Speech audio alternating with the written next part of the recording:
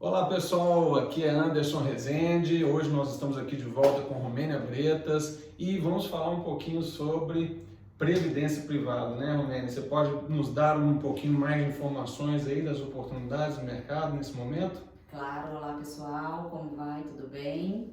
Minha especialidade, né, Anderson Sim, Rezende? nós estamos Trouxe aqui com um uma das assunto- maiores especialistas que eu conheço em previdência, por isso que é importante essa aula aqui, vai ser muito boa para nós, gente. Só há 19 anos, Ó, isso aí, falando sobre o assunto.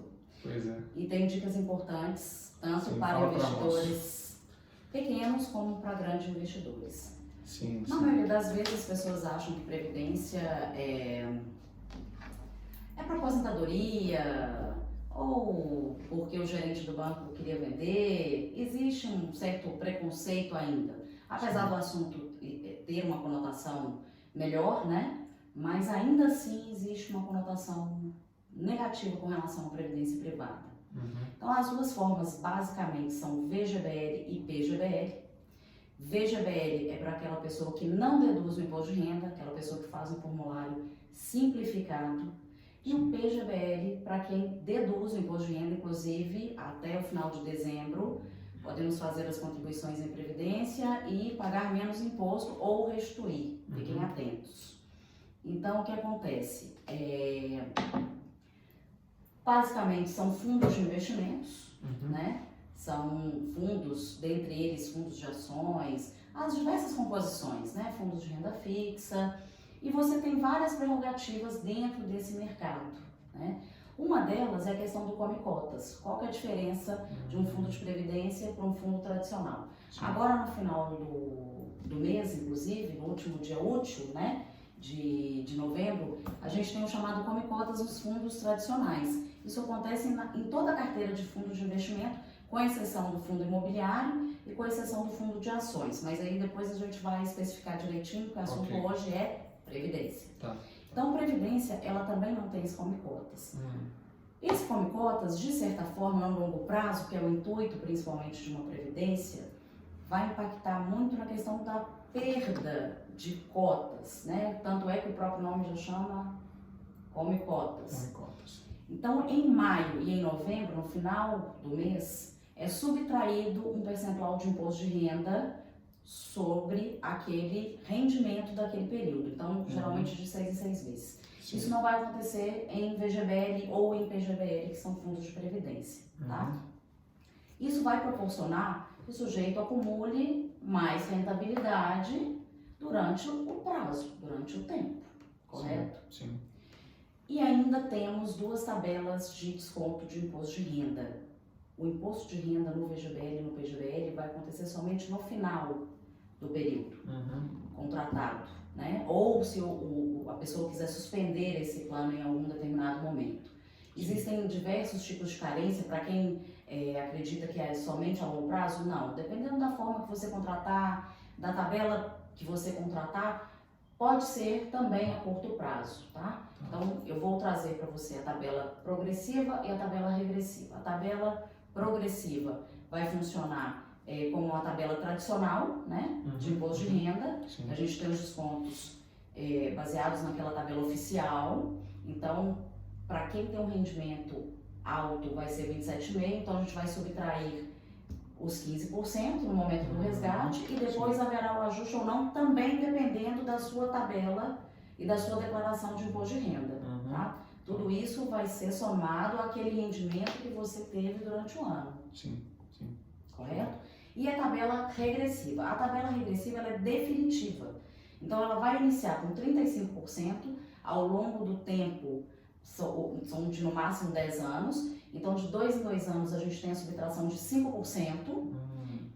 E daí por diante, você vai fazendo essa escala. Então, vai começar com 35%, daí a 2 anos vai para 30%, mais 2 anos para 25%, 20%, 15% e 10% chegando ao final. Então, é interessante que a partir do quarto ano e um dia, ela já é 25%. Então, para quem tem a alíquota de 27,5%, 4 anos e um dia já é interessante.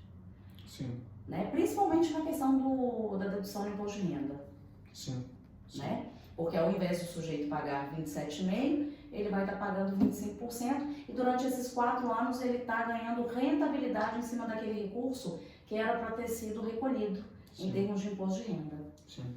Né? Então, é um planejamento de longo prazo. Outra coisa, outro detalhe importante, o PGBL tem uma limitação de 12% do seu rendimento bruto anual. Então, para quem ganha R$100.000, pode ser abatido até R$12.000. O que eu ganho com isso? R$3.300 a menos de imposto a pagar ou a R$3.300 a receber. Sim. Né? Ou meio termo também. Vai depender da alíquota que você se enquadrar, enfim. Tudo isso vai depender da sua tabela, dos seus rendimentos. É um estudo personalizado, né? É um estudo individual mesmo. Cada um tem uma margem de ganho. Eu tenho dedução com a escola, por exemplo, você não tem, ou despesa médica. Tudo isso vai se somar ao PGBL, tá? Não vai ser exclusivamente com relação a isso. Outro ponto interessante é que a Previdência também ela possibilita a sucessão. O que é isso? Os valores investidos em Previdência Privada, eles não são passíveis de inventário. Então, o inventário geralmente tem um custo de 10% a 15% envolvendo honorários advocatícios. Sim. A única coisa que a gente não consegue fugir é o ITC-MD. Aí não tem como, cada estado tem a sua tributação, né? Minas, por exemplo, é em torno de 5%. São Paulo é o único estado que até então não se cobrava ITC-MD. Então, se você tiver domicílio em São Paulo, não teria a cobrança de ITC-MD. Mas cada estado ele vai ter a sua própria cobrança, tá? Okay. Então, a gente tem essa questão também. E mais um detalhe, que é importantíssimo. O inventário, geralmente, ele demora um tempo para ficar pronto. Quanto tempo, em média? Varia, depende do patrimônio, depende da documentação, são vários fatores. Depende do advogado, né? Você impetrar. A gente sabe que isso varia também de acordo com a região, né? O estado, a estrutura jurídica de cada estado. Né? Sim, e geralmente a justiça é morosa, né? Face ao número de processos. Agora, mas em média, assim, falando assim por alto, os seus casos aí, o que você vê com mais frequência, quanto tempo aí demanda? Não tem como te precisar, porque nós temos clientes de vários níveis, né? Então, por exemplo, aquele cliente que não tem um patrimônio muito elaborado, né? Geralmente sai rápido. Ou tem aqueles que têm um patrimônio alto, porém está tudo regulamentado, já se preparou em termos de holding, sucessão é um assunto depois que nós podemos abordar também, de dicas, né, em termos de como blindar o seu patrimônio, essas coisas todas. Então depende muito da estrutura que a pessoa fez em termos de planejamento sucessório. Né? Tem clientes que têm impérios e não estão protegidos com relação a isso. Então, por exemplo, um patrimônio aí de aproximadamente R$1 milhão, e o patrimônio, no caso, não é só o imobilizado. O patrimônio a gente conta também como um investimento financeiro. Então, por exemplo, você tem uma poupança, um CDB, um fundo de investimento, qualquer coisa que seja patrimônio e que esteja envolvido em seu CPF, vai ingressar em inventário. Sim. E aí tem o detalhe dos herdeiros, a divisão, mesmo que sua conta seja conjunta, no final, no fechamento, a gente precisa trazer esse valor para a conta, para fazer a sucessão, enfim. Então, vai ser tributado, não tem como fugir, vai ser tributado.